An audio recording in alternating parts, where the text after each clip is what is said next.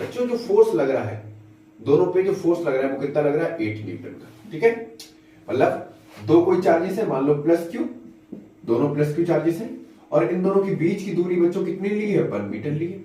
अब बच्चों like charges है, जाहिर सी बात है क्या करेंगे, रिपेल करेंगे एक दूसरे को।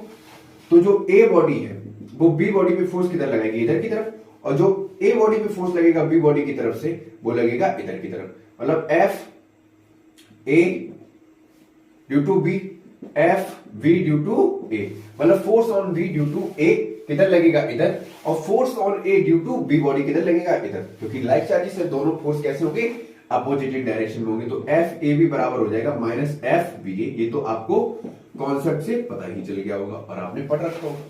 ठीक है, यहां तक कोई दिक्कत नहीं है। क्वेश्चन में कंडीशन कहां से चेंज आ गई, अच्छा सा क्वेश्चन है, और इसको हम पहले टिक से बताएंगे, फिर फॉर्मूला से इसको आराम से क्या करेंगे, सॉल्व करेंगे। देखो इसमें ये कह रहा है what will be the force experiences by them if they are held in water.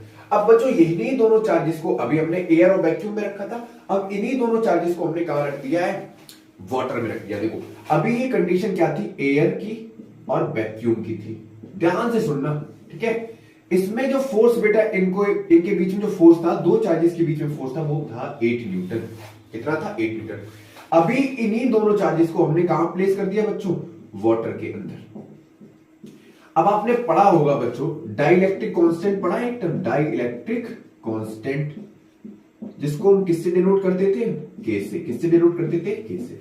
इतनी बात याद रखना, यहां पर जो के है बच्चों वो है डाइलेक्ट्रिक कांस्टेंट। क्या है, डाइलेक्ट्रिक कांस्टेंट। अब आपने एक रिलेशन पढ़ा होगा कि जो फोर्स है वो इनवर्सली प्रोपोर्शनल है के।